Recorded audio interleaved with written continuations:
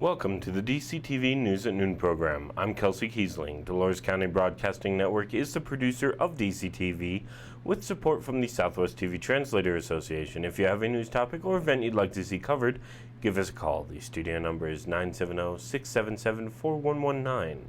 Today's show runs Friday at noon and is uploaded to our YouTube channel and our DCTV News at Noon Facebook page to watch on demand. Today is October 4th, 2019, and now the news at noon.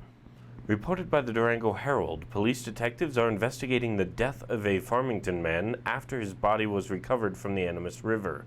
Officers were called to the 800 block of Broadway Boulevard after reports of a man in the water early Wednesday, according to a police department news release. Carlos Atencio, age 22, was found dead under the bridge around 7:15 a.m. The Farmington Police Department is investigating the incident. Anyone with information is asked to contact the detective tip line at 505-599-1068. Reported by the Durango Herald, a Durango man who law enforcement says scaled a fence topped with barbed wire and escaped the La Plata County Jail weeks ago is back in custody, this time with his mother and brother, who are suspected of aiding in the escape. Jeremy Hopkins, age 28, who was enrolled in the jail's trustee program, which allows incarcerated people to perform jobs around the jail to earn good time, was taking out the trash the night of September 20th when deputies lost track of his whereabouts for about 4 minutes, said Sheriff's Captain Ed Aber, the jail's top administrator. The review of surveillance footage determined no jail deputy appeared to be present and other trustees were outside camera view when Hopkins made his escape, according to arresting documents. Aber said a supervisor watching the trustees was responsible for 18 people as they walked around outside and inside the kitchen. Hopkins, at an opportune moment, ran around a corner toward a 6-foot-high fence, Aber said. From the Durango Herald, President Donald Trump and President Sauli Niinisto of the Republic of Finland agreed Wednesday that ancestral Puebloan remains taken from the Mesa Verde site would be returned to the United States. Over a century ago, a Swedish researcher excavated in what is now known as Mesa Verde National Park and removed remains and funerary items of the people who resided there. The objects excavated eventually became part of an exhibit at the National Museum of Finland, and in 2016, the 26 tribes associated with the national park worked with the Departments of Interior and the Department of State to identify the remains that they wanted to repatriate from Finland.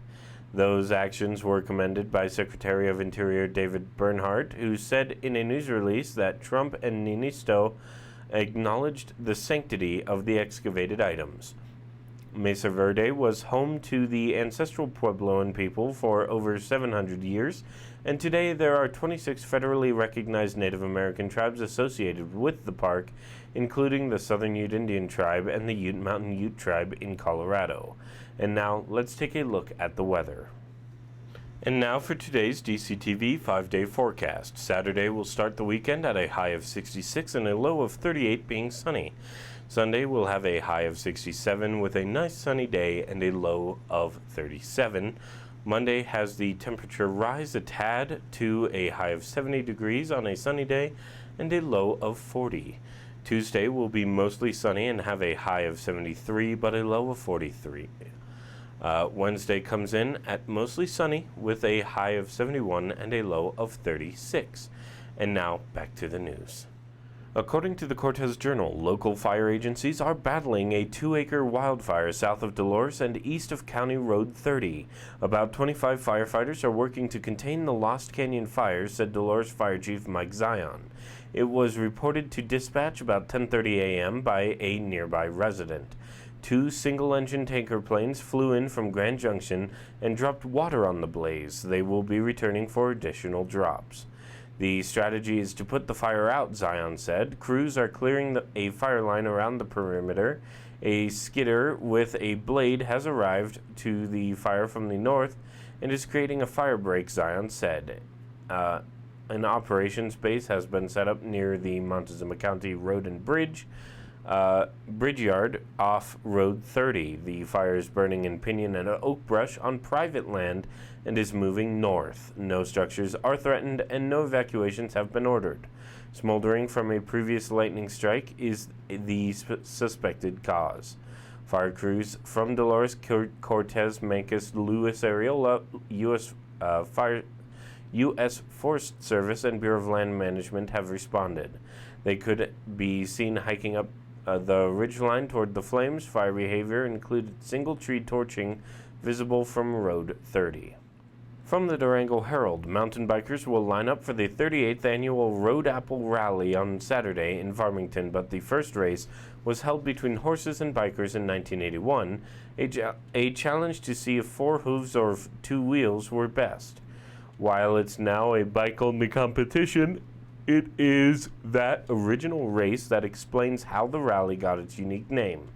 Now considered the longest continually held mountain bike race in the country, this year's registered riders hail from as far away as Taos, Albuquerque, and Clovis, New Mexico, and Phoenix, according to Leslie Mueller, the city's recreation manager. Starting at Lions Wilderness Park, racers can compete in a 15-mile short track or a single-loop 30-mile track. While small portions use a paved road, the majority of both tracks traverse across Bureau of Land Management property. Dale Davis, owner of 505 Cycles, competed in the rally for many years until 2014. He is now one of the sponsors of the rally, including supporting a couple of team members from his shop. From the Cortez Journal, Rick Schrader has been appointed Chief Financial Officer of Southwest Health Systems, the management arm of Southwest Memorial Hospital in Cortez. Schrader has been serving as interim CFO since last October as part of a financial turnaround team from Community Hospital Corporation. Rick's leadership over the past year as interim CFO has been instrumental in our very successful turnaround, said SHS CEO Tony Sudduth. He brings a depth of knowledge and experience that allowed him to immediately have an impact on the organization and will continue to do so as we progress forward. Schrader's team approach advanced the financial stability of SHS and improved revenue cycle processes, Sudduth said. He recruited a new accounting director and provided mentorship and expertise in his reports.